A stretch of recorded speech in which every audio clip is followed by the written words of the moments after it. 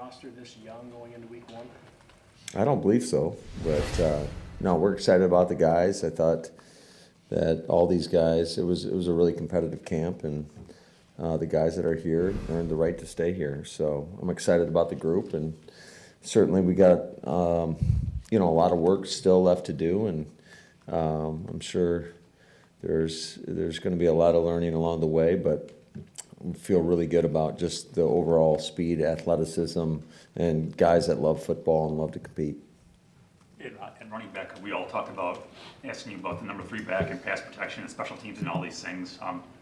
Obviously, Manuel stood out as a runner big time. What was the decision there? Just he had a good preseason. I thought he's got really good vision. I thought he ran with really good contact balance and was able to make people miss and showed some speed in the open field. And certainly he's still got a long way to go in terms of all that other stuff, adding value on teams and in pass pro, just making sure that the trust is there, that he'll be able to pick up all the different exotic pressures that you may see throughout the course of a season. But, he's a guy that's worked hard from day one, and he's learned from a good group in front of him. Could you put in context what you've seen from Malik through this camp as an undrafted guy versus what you've seen throughout your career and how special what he did this year was? Well, he was a guy that came in day one and competed and just putting in great effort. And then I thought you could tell when he got out into the game, it wasn't too big for him. I thought he was super competitive, both in the run or in the passing game, obviously, making some very tough contested catches, but also in the run game with just how we emphasized the run blocking and the physicality he showed. And, he grinded to learn the system as fast as he could. And he's still got a long ways to go, but I think he's off to a good start. What gave Waylon the edge in the punting competition? And as a coach, just how much of a concern is it going into this season with your kicker and punter both making their debuts week one? Yeah, I mean, quite honestly, he earned it, and it was a great competition, and we've got so much respect for Pat and what he was able to bring to us, not only as a player, but as a guy in the locker room. But I just thought Daniel did a great job, and he's shown he's got a huge leg, and there's a lot of upside there. And again, a young player, but like I said, just a lot of upside. Talking about coming in day one as a rookie, you've got a few guys who've done that, but Jaden Reed came in and it just seemed to be a starting slot for you since day one. What is it about his makeup that makes him so consistent, especially at this age? Just similar to like Malik, the game's not too big for him, and he came in and with the right mindset, and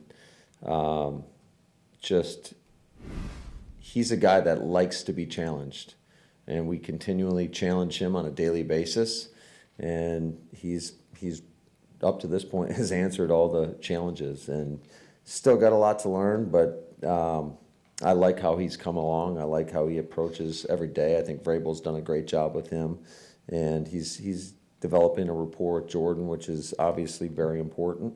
So just a really good, young, exciting player. Matt, I know they haven't done anything yet in terms of, live games that count, but could this be one of the maybe better rookie classes you've been around when you look at what you've got so far out of camp? Yeah, potentially, but they got to go out and earn it, and you do that by putting the work on a daily basis. But I think collectively, just if you could summarize the group, it's a group of guys that love football, and you can see it by the hours they put in. They hang around the facility even when we're out of meetings, just trying to learn and get better, and they also understand that they're going to be counted on for us this year. With Rashawn last week, he looked like he was kind of back to form during that week of practice. As a coach, and you see a guy, A, you know what he's coming off of, but B, see what he's already done. Is that going to be a tough balance to strike of playing time here in a couple weeks, or you just let the guy go loose? Yeah, we'll put him on a pitch count. I mean, we're going to be smart with him, knowing that this is a marathon, and working with our athletic training staff in terms of just how much volume we want to give him. But I really like just he's another guy that attacks it the same way every day, and he's going to go 100 miles an hour, and sometimes we have to pull him back because he's going to keep going. So he is just, he's one of our dogs and one of the lead dogs, and you can't have enough guys like him.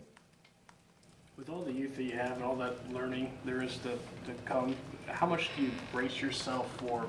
There's going to be moments that are not maybe up to the standard. There's going to be mistakes that you don't have with a veteran team. Like, how much do you have to brace yourself for that going into a season? I think you just take each moment in stride and try to continue to learn and grow no matter what the outcome. And you can't get totally focused on the outcome. You got to be, I'm a process-driven guy anyways, and I think our coaches and players are as well. And so you just take everything in stride and try not to, I never want to put a label on this group or box us in a corner and say what we can and cannot do. I mean, we're going to keep pushing them and push them as far as they can go.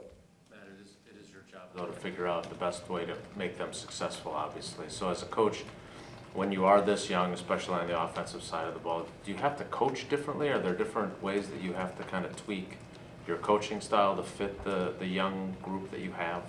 Well, I think everything about coaching is just learning your players and how do they best respond. And some guys will respond to a foot up their ass, and some guys are going to need, to put an arm around them. And that's just the way it is. That's the way players are. And it's our responsibility to try to learn these guys and also learn what they do best and try to showcase that by the positions that we put them in. And are we going to have to scale back sometimes? Maybe. I don't know. We're kind of getting into that whole game plan process right now, and we'll kind of you just got to be open-minded to me, and throughout the course of the season, knowing that you're going to evolve, and it's always the fine line of just, what's too much for, I think, any team that you're on, whether you're old or young, and again, just trying to put these guys in the best position possible. I know we all have hypotheticals in here. If this is a Wednesday of game week, is Romeo practicing? Is it still more precautionary holding him out? You want the injury report? Because you'll get that on Monday. I was trying to work around it. Yeah, so I know. wouldn't It have was to very have to clever. say the injury report. We'll see. All right. And Matt, you've talked a few times about the challenges of playing tight end at this level as a young player. Then you keep two tight ends and Josiah as that hybrid guy.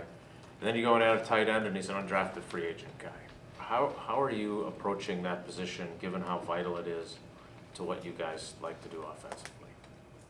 Yeah, I think that's one of our things that we're kind of working through right now, is just because you don't want to overload these guys and have them playing slow. I think that's, you want them out there playing confident, playing fast. And so I would say that's one of the challenges right now from a coaching standpoint in terms of how much do we give these guys and how much are we going to implement into our plan. Matt, what stood out to you the most about Brenton Cox and him landing the spot on this team? Yeah, he's a disruptive pass rusher, and it showed pretty consistent, I would say, throughout practices. And then when he got in the game, he made the most of his opportunities. And that's a very loaded room right now, which is a great problem to have. We've all been in situations where you didn't have many guys that could rush a passer, and now we got. I feel like pretty confident that we got a room full of guys that can do that. So it's a great luxury, and it's going to be a very competitive situation throughout the course of the season to earn snaps, to get out there, to earn the right to go rush the passer, and we're going to have to play in order to even earn the right to rush the passer. You got to play great run defense on first and second down to get the offenses in those situations where you're gonna drop back and pass. Matt, I asked Goody about this earlier. How much flexibility do you have as a coach because of the expanded practice squads and the ability to shuttle guys? Like in theory, you got Patrick Taylor back, so if you want him to play special teams against the Bears, you call him up and you have that luxury. You don't have to put Emmanuel in that kind of spot. Just how much does it help you to have those kinds of options at your disposal? Yeah, I think it's provided a lot of flexibility around the league in terms of how you want to manage your roster, and I mean the way you look at it is it's really a 69-man roster, and with the call-ups, and so yeah, it affords you a ton of flexibility. Two more you've been at a lot of places, had a lot of different teams. Out of training camp, expectations, feel for the team, how often does that line up with what you end up seeing throughout the course of a 4-month season?